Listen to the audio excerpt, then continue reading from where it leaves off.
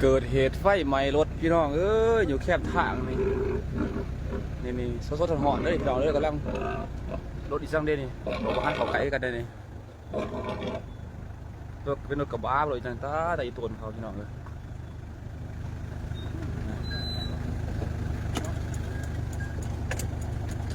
ปลอดภัยบ่ได้บ่ปลอดภัยเด้อคนนี่ก็ได้รถกระบะป่ะ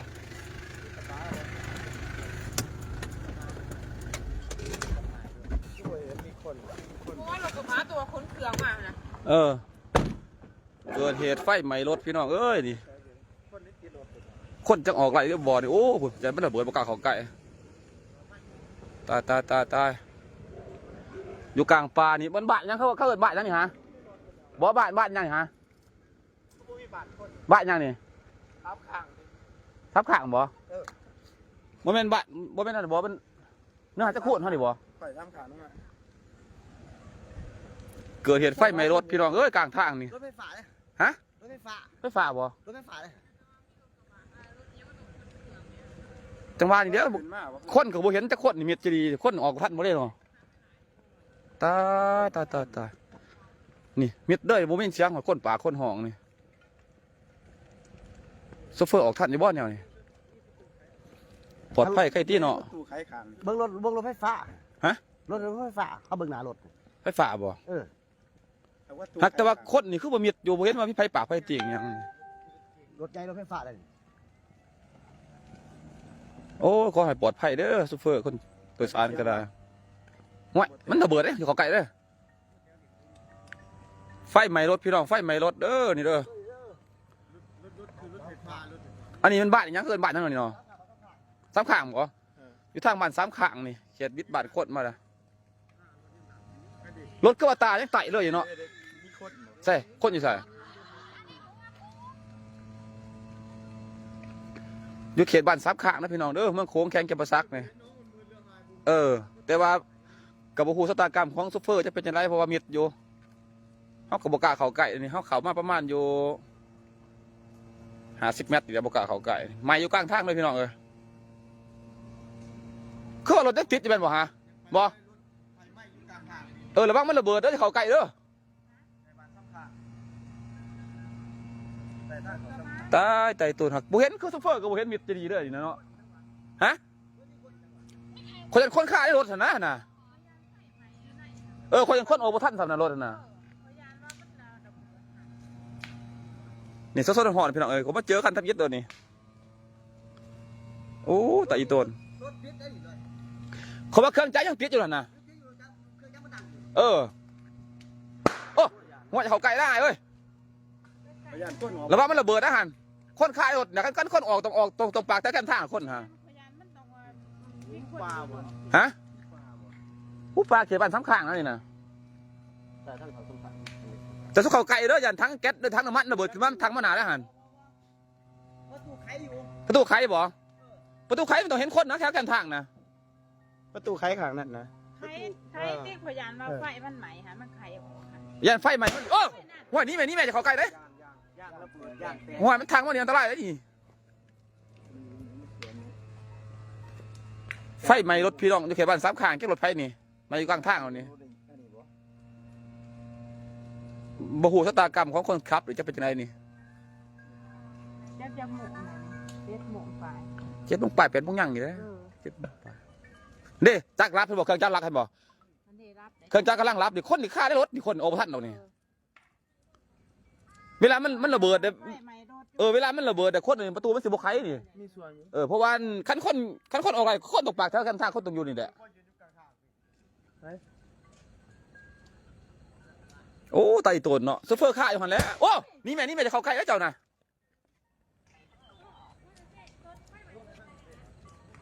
ไฟไหม้รถอยู่กลางทางรถนี่มาแต่ตายอีกพุ่นรถนี่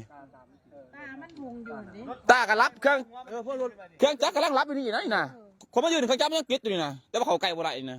เมื่อกี้นี่ตามยังวงอยู่ตาหุงเครื่องจักรมันยังติดอยู่แต่ว่าตอนนี้มันรับแล้วเครื่องจักรฮะรับแล้วนี่เด้อโอ้ยเขาจากแดนหวานแดนพานเนาะเขาบอกไฟรับอย่าแดนพานสมบูรณ์นี่ มาที่เบอร์ โค้งค่ะนะไม่เอียงว่าดับเพิ่งยัง ครับเบอร์ที่เมืองโค้งนี่นะมีเบอร์เขาบอกใกล้ๆนี่ครับ คะแนนโทษใส่บงอันนั้นตี้รถรับเพิ่งค่ะนะ รับเพิ่งกับนี่แมนบอสนะเพิ่งมาแมนบอสนี่ บ่แม่นเนาะ รถนี่ใหม่ว่าต้องหอดเศร้าที่นั่นน่ะข่อยมานี่มันกำลังพ่อมข่อยกีมาเนื้อข่อยลังว่าไฟยังกระบูดกลางทางรถนะข่อยก็มาจอดรถปั๊บรถนี่นะอีหยังลงมานี่ มันซ้ำข้างมันซ้ำข้าง ซ้ำข้าง มันบุงซ้ำข้างใกล้ความน้อยเดียวนี่นะ ซ้ำข้างหัวแก่ไปเดี๋ยวไปเดี๋ยวหัวแก่ โซเฟอร์นี่บ่ปลอดภัยหรอกเพราะว่าขั้น มาในตังรถไฟใหม่เลยได้นี่ เออ พ่อให้ตำรวจคุมนายตีโทรด่วนเอิญปตีโทรด่วนนี่ไหม โอ้ ลูก ยตนเขาเจาะ ไป เลย บ่ได้นี่ คนบริ นี่นะใกล้ๆนี่แหละมาขี่มา บ่เห็นใครนะข่อยมาเว้นพยาคนน่ะนี่นะเห็นแต่ไฟลุกอยู่นี่นะรถกับใครบ่ไหลเนี่ย รถเข้ามาทางดังหันเข้า อ่าก ลางข้างรถนี่เลยแค่กลางข้างนี่เห็นบ่บูฮู้รถยังหันขับไปไกลมันจะเบื่อ ประมาณไปเป็นรถกระบะนี่แหละ ตอนข่อยมาถ้าอีรถมันยังติดอยู่ แม่น ตามมันก็ยังไต่อยู่ งานไลฟ์สด เออ ไลฟ์สด ตามมันก็ยังติดอยู่รถมันก็ยังติดอ มีคนอยู่บริ ยู่ ษัท แต่ข่อยบ่ฮู้ว่ามีคนหรือบ่เพราะว่าข่อยมามันบ่เห็นพยาคนอยู่นี่นะ บ่เห็นคน บ่เห็นคนหรือว่าคนไขประตูสิออก ขี่รถขยานก่อน โอ้คือกล้าแท้คันน่ะโอ้โอ้มากล้าคันนี่ฮะได้ เข้าบูฟ้าเขาถาม โซเฟอร์ออกไปไล่โว้ยแถวแคมทางเนี่ยเมื่อหันจะบามีคนบ่ได้ซอยเรือกันนะ ฉันนี่อุ้ยฟ้าเขาใกล้เนี่ย ยันว่าประตูใครจะมาเขาเกี่ยงมาแคมทางเบิ่งหาพ่อได้ซอยกันนะ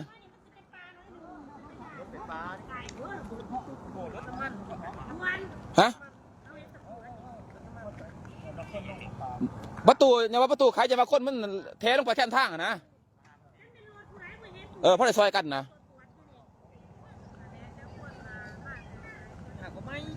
ไม่แล้วนี่นะต้นมันตะกี้เขามาจอดรถหันนั้น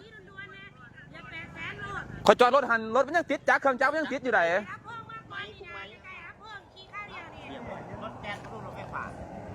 จะแล้ว ไม่ใช่เราดูบ้านเขาบริกินแกนหนามันระเบิดแล้วเพราะว่าคนมียาคนที่จะหอมแค่คน โซเฟอร์บ่เห็นนี่โซเฟอร์ฮะบ่เห็นประตูไขกันคนโซเฟอร์ออกไปสิบ่อยู่แถวข้างทางสิบ่ห้องความซอยเหลือบ่กันบ่อันนี้ออกไปคือบ่เห็นหยังเขามาหันรถจังไต่ตาเครื่องจักรยังติดอยู่ไหนตอนเขาจอดทะเบียนหาเครื่องจักรยังติดเครื่องจักรรับนึงประมาณ10นาทีเครื่องจักรรับนี่ รถนี่รถป้ายขาวรถเป็นแบบบัวข้างดาวมันเป็นรถบริษัทรถนี่ป้ายขาว ไปข่าวบ่ แม่น โอ้ยตื่นโอ้ยหัน รถป้ายขาวรถไฟฟ้า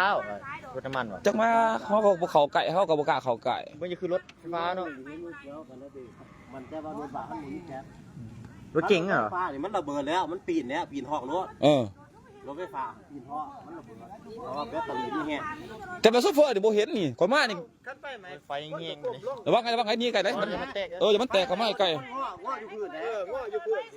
ฮะ จะได้ไม่เห็นหรอกไฟมันขึ้น เห็นสอดบอก ไป จะเห็นรถจอดได้บ่มันไหนหรือว่ามันแดด รถจอดอยู่ข่อยมาหันเครื่องจักรมันยังติดตามยังไต่อยู่ โอ้ ไม่หลายเลย เครื่องจักรมันยังติดอยู่ตามยังไต่ข่อยยันเขามาเบิ่งเอ้าเขาว่าเครื่องจักรก็บ่ติดเลยอยู่ นี่ซักหยังซักคนบ้านดอนบ่ไรสดอยู่เนี่ย สักดาคนสีพันดอน ซักดาคน4,000 ดอนเขาไปเบิ่งไรสดไอ้ซัก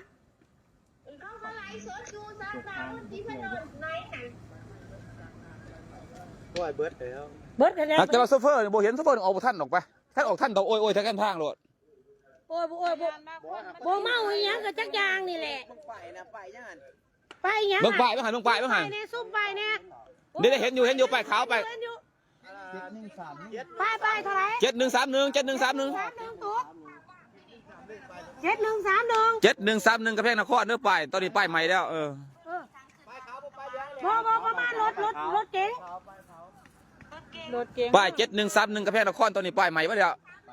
7131เรื่องนคร ไปขาว เรื่องคือขาวปะมันเบิ่งใกล้ล่ะขาวเนาะ ผมไปเบิ่ง ใบขาวกเขาแพงกับพ่อ ก็7131กระแพงนคร มีแพหารมาเนี่ยจะเข้ามาบนเขาจะเสีย มันไปบ่ได้มันระเบิดปัง โอ้ยนี่แม่ ไปบ่ได้ นี่แม่ โอ้ยตื่น ฟังนะ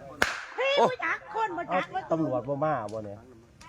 โซเฟอร์จะได้ก็ออกบ่ทันน่ะกันโซเฟอร์ออกทันต้องอยู่แถวแคมป์ป่าโลด รับเพิ่มนี่หักรถท่านตำรวจจะได้ก็มากกว่าท่านดอก โอ้ยรับเพิ่มบ่ต้องมาก็ได้ มีแต่ว่าตำรวจหันมาก่อนตอนนี้นี่คนนึง รับเพิ่มบ่ต้องมาก็ได้รับพวกผู้เพิ่นติดจับบ่ได้ เห็นยังก็เฮ็ดบ่ได้หรอกมาให้มีตำรวจอยู่ในเหตุการณ์ คนขับเขาอยากอยู่ไหนท่านอยู่แก้มทางเห็นน่ะ นี่บ่เห็นไผเห็นตลอดตอนได้ซักมา ถ้าอยู่ไหน ซัก มัน ว่า ต้องงอดเห็นหนาตอนไฟบ่ทันถึงก็ไปที่ว่าซอง ไปใช้แล้วก็ คันออกต้องออกแคมป์ทางอันแหละคันออกสิออกไปใส่ ตู้นี่เปิด ต้องห้องนะซอยนี้ซอยนี้เนาะ นี่นะตุ๊กขี่มานี่3ข้าง 3ข้าง สามข้าง3ข้าง ได้นี่นะ เลยขวา3ข้างบ่ได้หนู คันนี้ก็แม่นเมาอรมอยู่ข้างทางเท่านั้นแหละกับ2ยางจูทิม แม่นตัวนี้ กับ2ยางจูทิมเขาบ่เห็นคนรถเขาแล่นเลยอยู่เขาจนจอด รถไฟขาวรถไฟขาวข้างหัวได้รถไฟขาวกับรถบริษัทมี2อย่าง โอ้บ่ได้เบิดเลยบ่เหลือหยังเลย บ่ยังดอก เหลืออยู่ในเขต เรืออันไหนเรือไป โอ้จักมันอยากหลับเลยเนาะไม่จนเบิดเครื่องคันจะมาหลับบางนึงเนี่ย จักมันอยู่ทั้งหนามันบ่เกี่ยวกันนะ มาหลับบางนึงเลยจั จั ก กมันอยู่หนาฮอดซะแล้วนึงมันเป็นหยัง ช่วงหอยลงทำยิดหันช่วงหอยลงทำยิดหันจักมันยังติดไต่ตาเสืออยู่เลยไต่ตาซะเขาลงเลยบ่ลงมาตายังไต่อยู่ เออ ไฟมันกลุ่มเลย นี่มันมารับเที่ยงบางไปมันหอดหัวขันมันนี่ ไปยี่ตีสิระเบิด ไม่ใช่เลยก็ยี่ตี ไปหากลูกว่าตอนจะมาฮอด คอยมาหอดน่ะไฟคอยเนี่ยมาแต่คอยวิทย์คอยวิทย์ขวาปรับมาคอยเห็นเขาว่าเป็นยังคือว่าไฟแห้งอยู่หันเขาว่าแต่ไฟเขาจุดแค่ทางมันไม่ใกล้คอยจอดรถไฟไม่รถแต่ว่าคอยลงมาเบิ่งเขาคิดว่าตรงที่มีคนเจ็บยังออกเพราะเลยซอยเดียวกันยังนะความหมายน่ะ ผมมีเว้นคนมันบ่ บ่เห็นไฟมันจะคิดว่าเขาออกจากรถกิ่งไปแค่ทางยังเขาเพราะเลยซอยเดียวกันไว้ทั่วหาตำรวจยังพวกหมอยังซอยกัน ก็ยังนึกว่า ขับ เขา รถ จุด ขายประตู ให้จุดอย่างว่าร ถขายประตู2เบื้องมันแตกขายประตูได้รถค่ะ ให้ประตู2เมืองบ่ 2เบื้องรถขายประตู2เบื้อง เดี๋ยวมาเห็นโค้งรถเลย เห็นนะเห็นนะติดนะมันปิ่นมาในตามันหุงอยู่ ตอนมารถติด มันกะ2กรณีคือว่าถามว่าคนนักจากรถออกนี้เบิดมันก็ตั้งใจจุดทิมก็มีบ่เอาได้เอาประตูกลางนี่ รถติด ขาย กันคนตัวต้องหากะทิเห็นบ่กลาง ไฟไหม้รถเด้อพี่น้องเด้ออยู่เขตบ้านสามขางเมืองโค้งแข็งแก่ประซักนี่เหตุการณ์ตอนนี้ไฟยังลุกแห้งอยู่แต่ว่าไหม้ทั้งคันแล้ว เป็นตะยะ คนขับหรือว่าคนในรถจะมีหลายมีน้อยก็บ่ฮู้จักหรอกเพราะว่ามันบ่เห็นไผเลยเห็นแต่ไฟไหม้อยู่กลางทางนี่บ่เห็นคนจักคนนะรถก็บ่กล้าสิผ่านแต่ถ้าไฟบ่จังผ่านได้ไฟมันแห้งได้ตอนนี้ รถจักรคนนี้ก่อน เจ้าจะได้จังหารมาคนนึงนี่เขาจะเสียวมันเจ้าอยู่ บอกไปที่ว่ารถบ้าเขามันบ่มีแก๊สของปฏิหารมา ใช่แล้ว โอ้ยแค่แม่แค่จะมาไฟมันโดนมาทางเรื่องนี้ก็เพิ่งลมมันมาทางนี้สรุปว่าทางตัวนี้ไฟบ่ได้ก็เบิ่งที่นี่ เห็นบ่เห็นคนบ่อย่ามาคนโดยสารลงไปอยู่ป่าอยู่ยังบ่ ไปที่รถมันนะคนบ่มีคนบ่ในรถ คนในรถได้ล่างนี่นะเบิ่งยังก็ซอยกันยังบ่ไรแล้วปานนี้ล่ะ แต่ว่ามันมีบ่คน ยันมามีคนเจ็บคนยังแถวแคมป์ป่าอย่ามาห้องบ่ออกยังบ่ออกนะเนาะยันมาสลบควันฟืนควันไฟออกไปแล้วห้องบ่ออกยังหั่นนะฮะประตูนี่ไขข้างนี่ยันว่าออกไป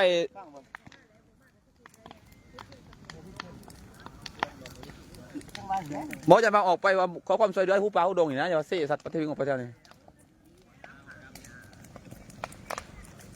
เหตุการณ์ไฟไหม้รถเด้อพี่น้องเด้อเขตบ้านซ้ำขางมันโค้งแข็งแก่ประซักนี่สดๆหอนๆนี่พี่น้องเอ้ยนี่เท่าไรป้ายมึงลงไปล่ะ7131กกระแพงนครเพิ่นว่าเพิ่นเข้าใกล้เบิ่งข่อยบ่กล้าเข้าแล้วเขาย่าน เดียวบ่ว่าคือ2คือ3มีหลายคนทั้งประเทศ สังเกตว่ามีคนมาอยู่ทางหน้า นี่ก็บ่เห็นหรอกก็ไม่ต้องดู ควันกบหมดเที่ยวนะเพราะว่ามันที่ราคาจะถามนะทีมบ่หรือว่ามันจะได้ คันมาบ่เห็นคนในรถก็แสดงว่าจูดรถทีมประตูนี่ไขไว้ประตูตามเขาสังเกตเบิ่งเหตุการณ์นี่เพราะว่าข่อยมาฮอดตะวิดหันรถมันยังติดอยู่ไฟมันยังไต่ตาไหลอยู่รถแรงเสียงจักยังหลังอยู่นะขอแล่นเข้ามาเบิ่งไกลๆบัดนี้จักมันยังติดเลยอยู่ตายังไต่อยู่บ่มาว่ามันว่าไม่ไหม้รถเขาคนโตนหอมมันก็โตนอะไรอยู่แล้วมีรถได้ต่ำอย่างมันเกิดไฟ รถบ่มีบนต่ำนะกับกลางทางต่ำอย่างนี้ ต้องจอดจูตัวนั้นขึ้นมาจอดตั้งจู เขาจะจุดทีมกันมาในกรณีที่ว่าบ่เห็นคนในรถนี่ นี่ว่าจูจอดไม่จุดทีม ไปบ่ได้ดอก มาแต่ไต่แล้ว รถนี่มันมาใต้รถนี่ รถมาแต่ไต่ ไปเบิดทั้ง นั่นแหละ เป็นเก๋งบ่คือกระบะนี่ฮะเบิ่งทางถ่ายบ่เป็นกระบะคือเก๋งบ่เก๋งบ่คือกระบะจ้ะป่ะ เก่งๆพวกไปทางนอกบ่ยันคนในรถ จักสิปลอดภัยบ่ปลอดภัยพี่น้องเอ้ยเพราะว่าบ่เห็นไผจักคนนะเห็นแต่รถ ไม่เบิดแล้วยังไปล่ะ ไม่เบิดแล้วเพราะบ่กล้าขี่ผ่านเนาะควันก็บ่ควันปานนี้ บ่ มันเขียนหูปลานะนี่มันยิด ปลาใส่ทั้งเขา ลุมบ้านทั้งขังว่ายัง ไต้พวกไต้เพราะมันบุงนิดนึงนะท่านมาแต่เนื้อไต้เพราะมันบุงลงมานิดนึงนี่บ่ได้กลางปลาหรอกนี่ ไฟไหนดูเบิ่งสาน ซองเบิ่งหาซูเฟอร์ค่าอยู่ เบิ่งมีโชเฟอร์บ่มีคนบ่ ฮะฮะ เฮ้ยมึงโทรมา กูไปบ่ได้รถไฟใหม่กลางทาง รถไฟ โทษนี่มันไปบ่ได้รถไฟใหม่กลางทางเข้าใจแล้วบ่ 7131 บ่แม่นรถมึงขายยาว่าบ่ขอมาจูติมอยู่นี่ 7131ป้ายหันแต่ว่าใหม่บ่ได้ป้ายฮะ เป็นประเภทรถเก๋งรถกระบะวะ โอเค รถเก๋งทะเบียนอหยังวะ 7131 ก็1731ทีนี้ใหม่ก็สิบ่ได้แต่ข่อยมามันใหม่บ่ทันเบิดปานใดนี่เบิดแล้วแม่นอยู่3ข้างนี่นะมันบุง3ข้างนี่นะบ่เห็นคนเห็นผู้ดอกมันอรมอบ่คนบ่พี่เจ้าของดอกก็ยันรถติดของรถติดก็จังเห็นใหม่เข้าว่า ฝากซอยแซ่เด้อพี่น้องเด้อให้ยันว่ามีผู้รู้จักกันกับ นี่เลยนี่ เจ้าของรถ7131 โทรแล้วโทรบ่อยตีแจง เป็นประเภทรถเก๋งเด้อ มันแตกมันระเบิดมันไปบ่ได้นี่มันเศร้าแตก แต่บ่ฮู้ว่าคนขับหรือว่ามีคนมาในรถจะคนเฮาก็บ่ฮู้เพราะว่า ใครในมีหน่วยงานไลฟ์สดเขาไปเบิ่งไอ้ซักนี่ คนบ่เห็นไผใหม่อยู่กับกลางป่าเขตบันบุงบันซ้ำขางนี่แหละใกล้ๆชายแดนต่อกันบ่ฮู้ชะตากรรมของผู้โดยสาร แต่ว่าประตูข้างหนึงเนี่ยเปิดไว้ตอนทำอิฐข่อยลงมาจากรถหันเห็นประตูเปิดแต่ว่าไฟไหม้หันเครื่องคันแล้วแต่ว่าเครื่องจักรยังติดอยู่วันนี้หลังจากที่ว่าประมาณ10กว่านาทีขึ้นมาก็เลยไหม้เบิดทั้งคันบัดนี้เครื่องจักรยังติดอยู่จังว่า บ่ทำอะไรซักบ่มีเนาะ แต่แล้วมันควันกลุ่มมันเช้ากับบ่ฮู้ว่าคนอยู่ไหน บ่ สิ สิ มีห เสิ รื ร์ช อเป เบิ่ ล่าง อยู่ในวันอยู่ธนาคารก็เด้อป้ายรถเด้อทะเบียนรถเด้อสิเสิร์ชเบิ่งอยู่อันนั้นป้ายรถนะเมื่อกี้นะ โอ้ ว่ามันเป็น ตะนายเนาะ ของ เบิดได้พี่น้องแล้วแต่สากรถเลย นั่นแหละ เห็นยังบ่ได้เลยแต่ตอนนี้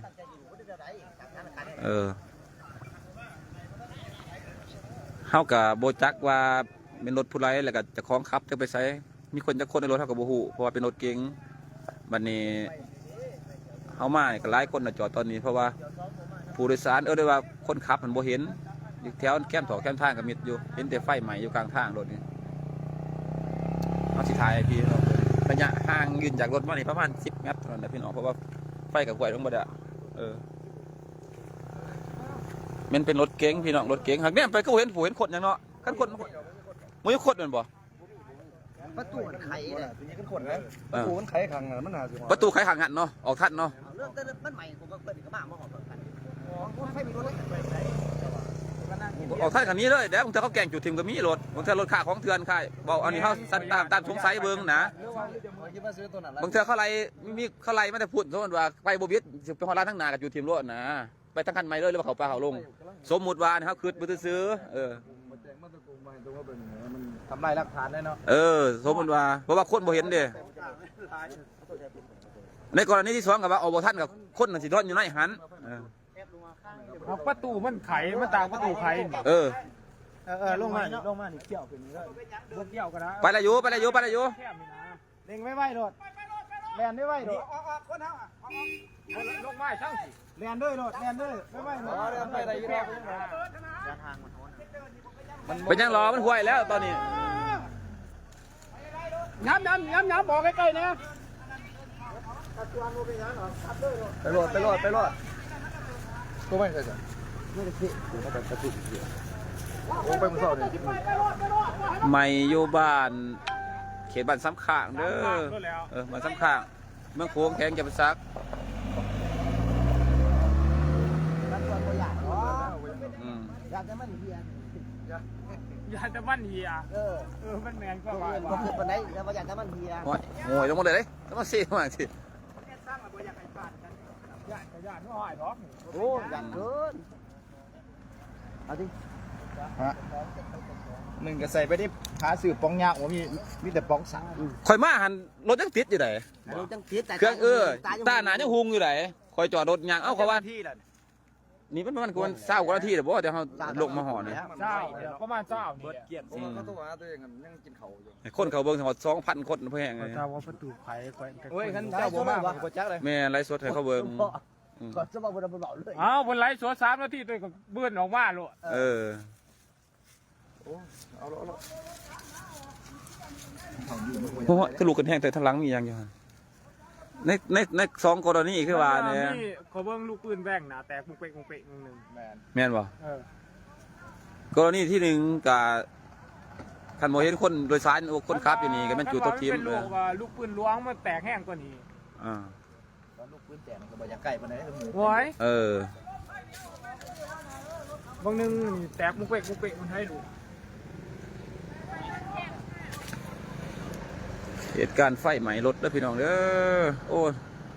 หากบ่เห็นคนจักคนนี่หรือว่าจุดถิ่มบ่หรือว่าจังไดก็บ่ฮู้นำเพิ่นเด้อตัวนี้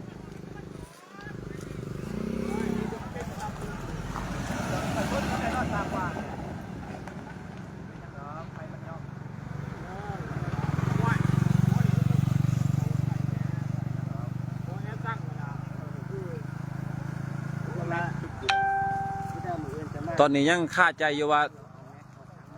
คนขับมีสิอยู่คาในรถบ่เพราะว่าบ่เห็นคน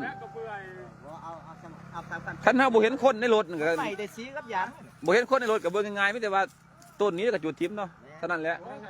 คันว่าไฟรถต้องคนต้องอยู่แถวนี้แหละต้องห้องต้องไห้แล้วเนาะรถ เออ เบิ่งมีจูดทิพนะ อืม เหลือมีกระดี ก็ได้จุด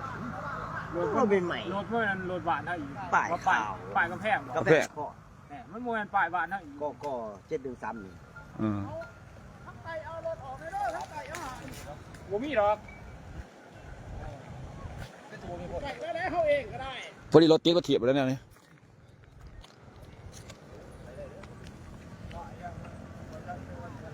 ป้ายเท่าไรก่อนคนป้ายเท่าไรก่อน 7131 กาแฟนครบ่ แม่นก็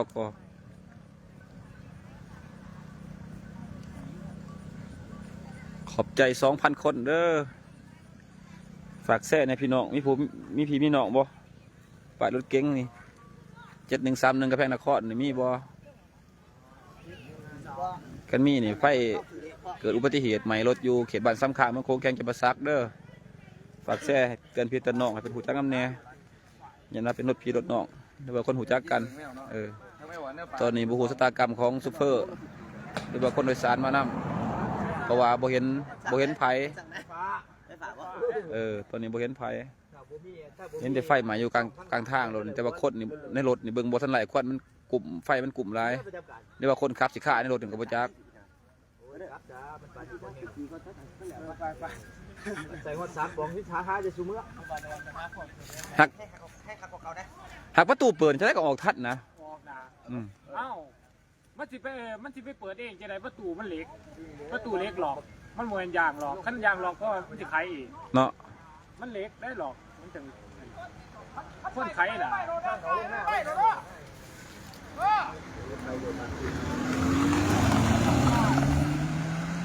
ยิงอยู่ได้ดิแค่สร้าง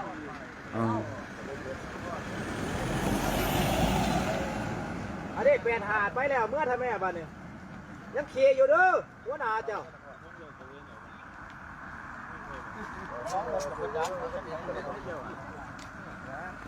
แลนนี่จันแลน หัวหน้าเป็นยังขี่อยู่ทหารยังใหญ่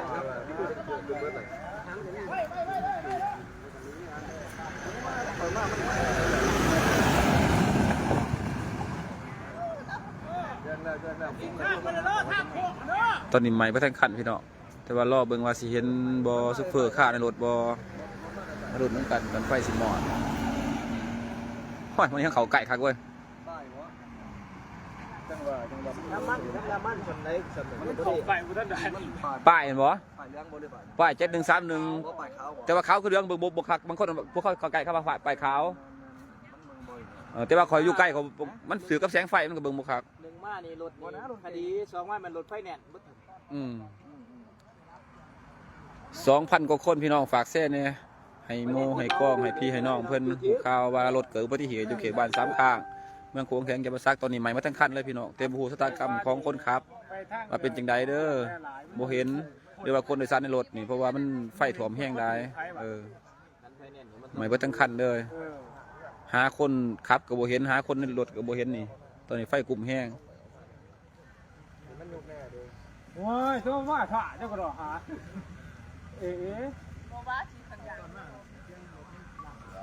เบิดแล้วโคราชเลยเบิดแล้ว บ้านสามข้างเมืองโขงแข็งแก่นซักไม่เซ็ตทั้งคันพี่น้องเอ้ยรถ แล้วว่าสิไว้เพิ่นเมื่อได้เพิ่น บ่เหลือ มันก็พอแล้ว แต่ว่าคนขับหรือว่าผู้โดยสารนี่สิมีบ่ในรถนี่คนบ่เห็นเนาะ บ่จักแล้ว สถานะอยู่ใจเย็นโทษนะฝ่ายเขามา บ่เห็นไผหนาเห็นแต่ไฟไหม้อยู่นี่คันบ่เห็นนี่มันเฮาตีราคาว่ารถค่าของเถื่อนแต่จุดทิ่มลักๆแล้วก็หนี้ ย่างมาเบิ่งเนาะอย่าแม่นเมาให้สีสัน เจ้าของบ่เห็นตัวนี้ บ่เห็นไผจักคนนะ ไผน่ะครับ มันบ่เห็นนี่สิ เห็นแต่ป้าย7131 แน่นมามันสิพอสิเห็นคนแล้วมันต้องย่างเวียนในรถบ่ไปใส่ แม่นบ่เห็นคนออก 7131ป้ายหั่นกำแพงนคร คันนี้เมื่อกี้คันใหม่เมื่อจ่อย หาหน้า เออ พยานมันมีจังสัน มันสิสละสิบปะนะ ว้ายของกลางเตรียมปัญญาสมมุติว่าสิเนาะสมมุติว่านะ มันจะเป็นคนเก็บเอาชีวิตมาอยู่จะได้มันได้หลายมาแห่งสมมุติ เฮ็ดจะได้ มันมีคนมาขยันแต่ว่าเห็น มันก็นึกว่าสิไปอยู่ในคุกเนาะ ฝากแซ่ให้พี่ให้น้องเบิ่งแหน่ยันว่าเป็นรถพี่รถน้องหรือว่ารถคนหูจักกัน ว่าจริงๆกูย่างเช้าเท่าไหร่ที ข่อยมาทวีตนั่นจักยังติดอยู่ไง จังติด ยังติดตายังหุงอยู่ก็จะยังบื้ออยู่มารับลงมาข้าวนี่สั่งรถรับเพิ่งบอกว่าที่สิรับเพิ่งมาตอนนี้ แม่น้ำเรือระวงระวงเขา โอ้ยโทษกับท่านเนาะมันไหวมัน เพิ่มมากมันก็สิมีแต่ว่าเอาไปเฮ็ดฝุ่นแล้วท่านน่ะกูมันตายนี่ ไม่ขี้งามหนาวอยู่ ตำรวจแล้วตัวหาอย่างอยู่ของการว่ายังอยู่ของการผู้เชยอยู่กำลังออกมาว่าจะรถไปเบิดแหละ เออ รถนี่ไม่ได้ไปทางหางเด้ไม่ทางหางยังรับกับมาหัวเลยไม่ไปทางหลังมาเลย ที่อาจสิเป็นน้ำทอพี่ยังคือว่าที่อาจสิละทอละ ไม่ได้ทางหลังมานี่เครื่องจักรว่าท่านรับมันก็ไม่ขึ้นมาเลยเด้ เพื่อทอมันอันนั้น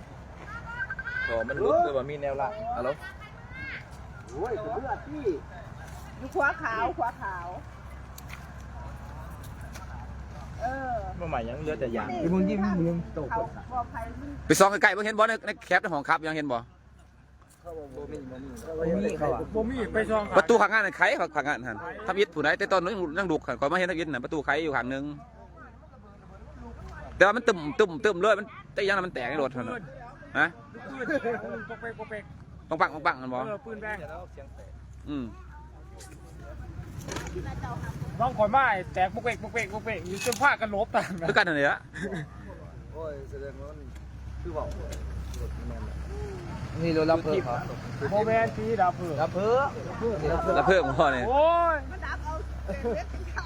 รับเบิ่งอันนี้สิ มามอดบางเหตุการณ์ปัญหามีคนอยู่ในดิเพราะอะไรเบิ่ง มีคนอยู่ใน ฟ้าได้เบิ่ง ยันว่ามีคนฆ่าอยู่ อะไรตัวตำรวจยังไม่ได้ จะเห็นบ่แน่ แน่เอฟซีเด้ เอ้คนเบิ่ง2,000 กว่าคนของ 3,000 เขาบอกคนนั้นคนสารคนขับยังครับโบทันจับเขาเห็นแต่ใครประตู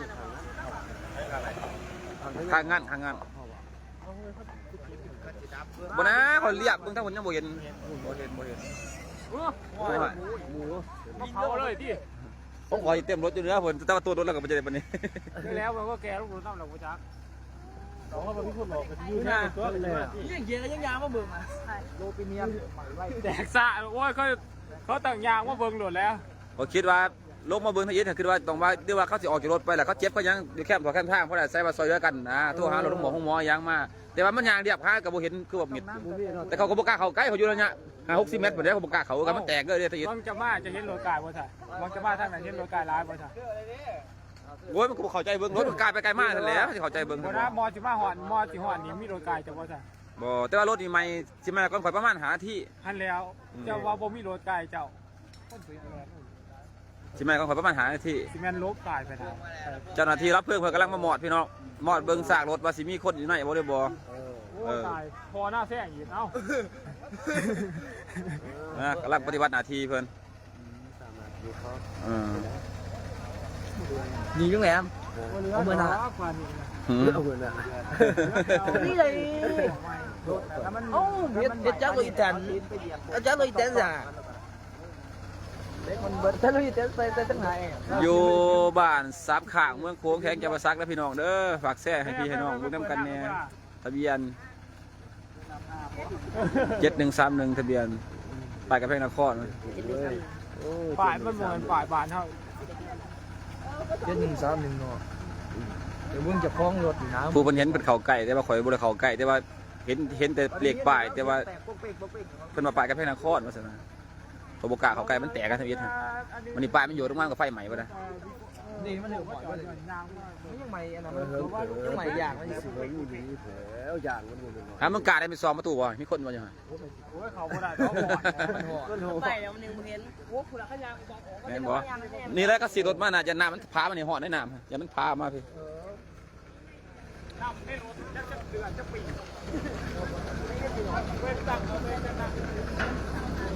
เจ้าหน้าที่เพิ่นกำลังเตรียมสิรับเพลิงพี่น้องไฟนี่ไม่เสร็จเดี๋ยวบัดนี้บ่ยังหรอกหมู่เขาตัวเราไปจักกันอาจารย์ โอ้ยสิเข้าไปใช้วัดคนคือตอนเข้ามาเพิ่นสตาร์ทรถอยู่ตอนไอ้ซาร์แม่นบ่ ข่อยลงมาอ่านรถมันยังติดอยู่ข่อยลงมาถ่าย คนบ่เห็นแต่ประตูเปิดข้างนั้นเปิดน้อยนึงสั่นแหละเปิดสำนักคำเก่าหั่นแหละ แม่นแหละแม่นแหละ เขาคิดว่าคันประตูเปิดไว้เองสั่นแหละต้องคนออกแล้วแต่ว่าบ่เห็นไฟเลยแถวนี้ หลายกรณีเนาะ บางเทื่อก็จูดรถแล้วก็โต้นลงก็มีเด้อไฟมันรถคันว่าคน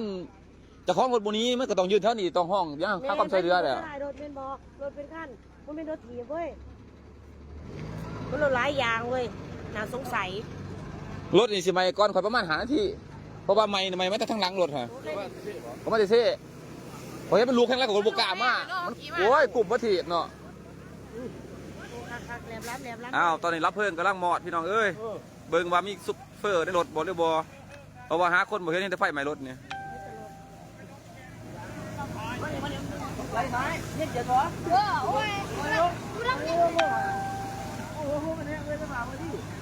เห็นแต่ป้ายตอนคูลงตัวไหนปะ7131 แพงไงสั่ง คือว่ากระแพงนครคือว่าซั่นน่ะ ไม่ได้พอ ก็7131กาแฟนคร 7131 ซื้อยังทันอยู่ไรอยู่นี่ว่าเป็นหน้าที่ซื้อแม่ 31 สบายดี 2,700 คนเด้อพี่น้องฝากแซ่ให้เพิ่นเบิ่งแน่ตอนนี้ไฟไหม้รถอยู่เขตบ้านซ้ำข้างเมืองโค้งแกงจะมาซักนี่ไหม้ว่าทั้งคันเลยพี่น้องบ่เห็นซุปเปอร์บ่เห็นคนโดยสารหรือว่ายังเป็นเพจรถเก๋งเด้อ พาไปซื้อไว้31ไปก่อนมาสิเบิดโมงนี่นะให้ก่อน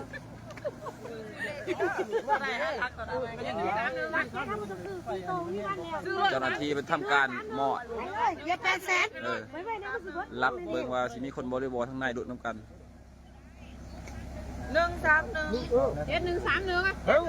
เขามาเอาท้าโตเขาว่ะ เอากระ3ตัว131 เอา10,000โดด เอามันรวยบัดนี้ขายหน้าซื้อรถ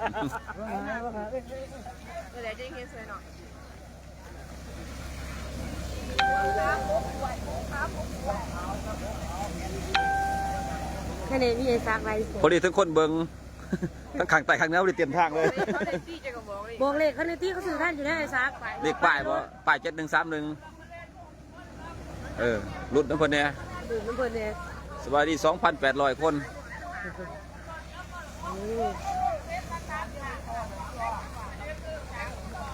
7131เด้อพี่น้อง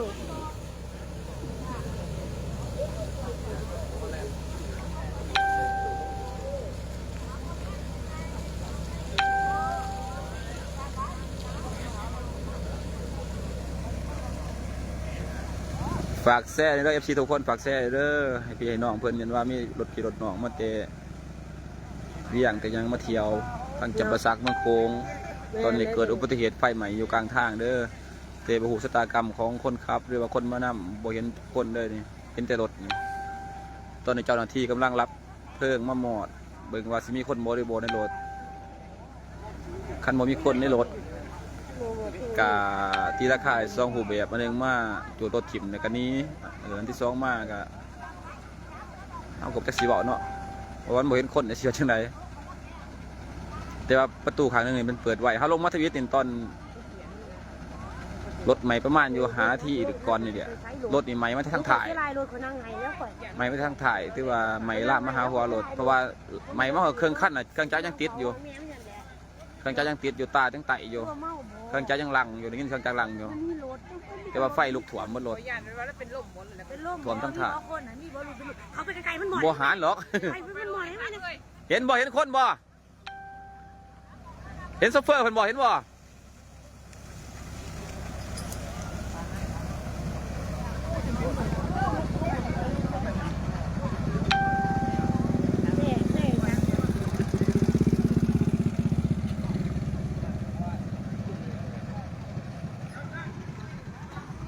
โอ้คิวกลุ่มมาถีบ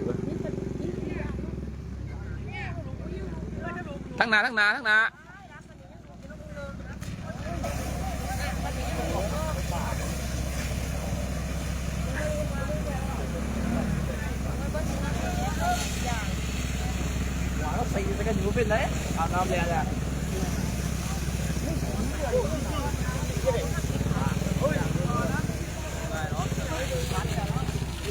เนี่ยเจ้าหน้าที่เพิ่งกำลังปฏิบัติหน้าที่เอาสบายดีเฮ้ยโอ้ยเขามาแต่เซ่เอามาเห็นเรามาลุกกลุ่มมาถีบหัวเนี่ยอะไรเนี่ยนี่ถ้าคนขับโบเห็นฮะทะเบียนน่ะคือเข้าเบิ้งก็ว่ากฝ่ายหนึ่ง913ก็ว่ากาแฟนครนี่เด้ออันยังบ่ฝ่ายเด้ฝ่ายตัวลงหลุมงำหนาอยู่ฮะ เกียร์ เด้ฝ่ายนี่ฝ่ายยังไง เกียร์ดิโอ เออ ถ้ามันร้ายเขาจุดเกม หันฝ่ายงับอยู่หันคือท่านใหม่ที่ฝ่ายฮะ ไปก็ไม่ได้เหยียบไป โอ้ไฟยังหลายอยู่เนาะไฟเนาะพุ่นเนาะ ยังหลายโอ้ยไง ว่ารับง่ายเนาะถ้าจะแตกก็เลยปึ้งเข้ามาฮะโอ้แตก นี่ลูกปืนแบงนะแต่พวกเป็น แตกดูใช่ไหมว่าเจ้าเราแตกบุบังนะพวกเรา ปืนแบงจะมาลูกแก๊ปมันประจันแต่ก็เสียงแตกว่าลูกปืนแบงเท่ รถดีใหม่มาแต่ทั้งหลังหัวใหม่มาแต่ถ่ายว่าใหม่เครื่องจักรไหน ตอนนั้นใหม่เห็นใหม่อยู่ข้างหลังเนี่ย ใหม่มาทั้งหลังแห้งกลุ่มขึ้นเทิงแต่ว่าใจยังติดเสืออยู่ไหนตายังไต่ตาหนายังไต่อยู่จักกันติดอยู่แต่ประตูทางนี้เปิดเท่านั้นแหละทางนี้เขาก็คิดว่าลงมากคิดว่าจะชีวิตคนขับยังลงไปอยู่แคมทางเห็นว่าเขาความเสียดายยังนะเห็นว่าเขาเจ็บแห้งยังไงทางมิดอยู่บนเห็นยังเลยเอ้า คนไทยออกแล้วประตูเล็กล็อกไว้เนาะ สบายดี 3,300 คนเหตุการณ์ไฟไหม้รถอยู่เขตบ้านสามขางเมืองโค้งแกงจะมาซักพี่น้องเป็นประเภทรถเก๋งแต่ว่าใหม่มาทั้งคันตอนนี้เจ้าหน้าที่กำลังทำความว่ารับเพลิงเนาะรับเบิ่งว่าสิเห็นจากศพบ่ในรถเพราะว่ามันบ่เห็นใครเห็นแต่รถ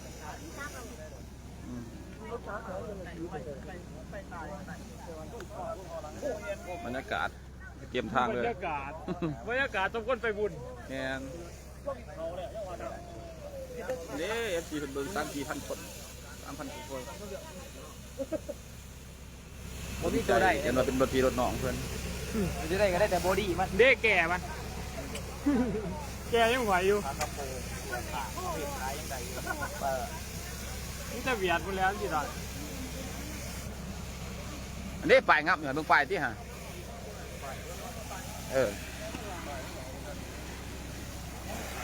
โอ้กระแพงนครนะวะ7131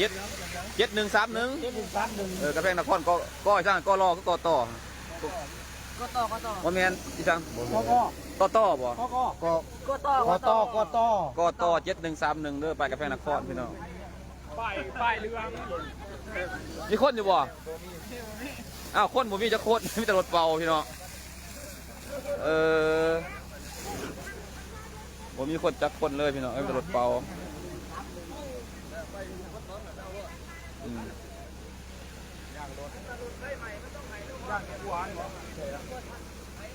ก็จะเอาอย่างตะกั่วไปไว้หลังเนาะ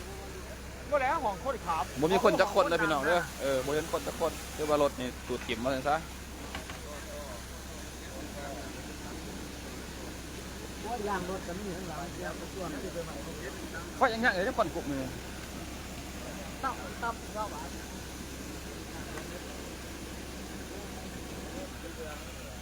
ป้ายเรือ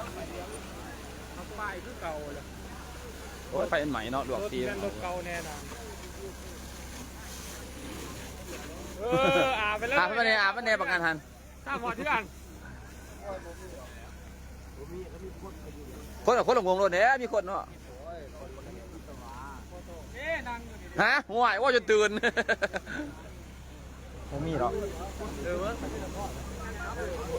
ครับผม ประตูเปิดมาสองข้างนี่นะมาแปลกทะเบี เปิ ยน ดมดเปิดมดทางเมืองเนี่ย ไฟใหม่มาแต่ถ่ายประตูเปิดไว้แต่ว่าเครื่องจักรหันบ่ทันรับตอนขอตะยึดหัน ทำได้รักฐาน ว่าคนหนึ่งกับ2 คน สองคนประตูใครไปสองข้าง ประตูขายไป2 สองหรือสามคนแหละ ใครจะเบิ่งเดียวเดี๋ยวนี่ ใครข้างนี่บ่ ใครเอ็นเนาะนี่มันเนี่ย ฮะเอ็นนอนอยู่ไส อันนั้นใครเอ็นนะบ้องนางข้อนี้ใครเอ็น ห้องนางเหมือนล้อมันหมายมันจะเอ็นแต่ว่า ยังจะเล็ก กัน บ้าน กันอยู่ผู้ป่าราชบุรีหัวขวัญอยู่บ่ เนาะ หัวท้อจากหัวใส่หลวง ฮะ ถ้ามา ตู้หลบปุ๊บปัดนึงแล้วก็ลูกหลบถ้าคุยไก่ค่อยแล่ออกมาเป็นคนบางคนเลยโอ้ยไฟไม่รถสั่งตัวแล่ออกมากระนังบึงอยู่นะขอผมกระนังบึง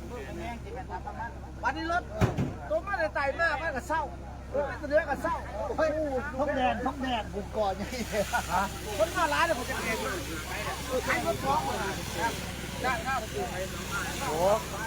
เวลาบางอย่างมันกินน้ำชอบฟ้ากับกุ้ง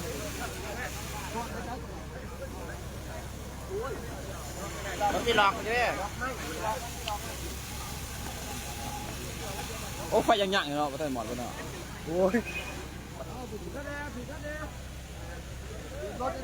ขอบใจพี่น้องขอบใจเด้อสำหรับบรรยากาศกับที่มีสามีแล้วพี่น้องเด้อเป็นหมอดบ่แหละบ่เห็นคนหรอกพี่น้องเห็นแต่รถไฟใหม่รถเปิดประตูไว้ที่มันต้นนี้เลยแหละถ้าไปใช่แหละคนขับคนมาน้ำกันนะ กายปานกายย่างกับปานน้อง ประตูเปิดสองข้างแต่บ่เห็นคนใหม่ว่าทั้งคันซื้อตอนนี้รับเพิ่งเพิ่นกะมารับเป็นที่เรียบร้อยพี่น้องขอบใจพี่น้องครับเพิ่งรับส้มท่านไหมมีพี่มีน้องเป็นป้ายทะเบียนกต7131เนี่ยฝากแซ่ฝากโทรหากันเนี่ยนะเป็นพี่เป็นน้องหรือว่าจังไรหรือว่าเป็นคนหับเพื่ออะไรบ่ขอบใจพี่น้องขอบใจเด้อทุกคนอยู่ดีมีแห้งทุกคนนะขอบใจได้ครับก่อนพี่น้องครับก่อนเป็นเจ้าหน้าที่เป็นกับปฏิบัติหน้าที่เป็นอยู่รถเป็นสายเลยพี่น้องเลยติดตามสายทางเลยบรรยากาศไฟไหม้รถนี่อยู่เขตบ้าน3 ข้างเมืองโค้งแกงจำปาสักสำหรับเรื่องราวกับมิสนาพี่น้องขอบใจได้อยู่ดีมีแห้งทุกคนเด้อ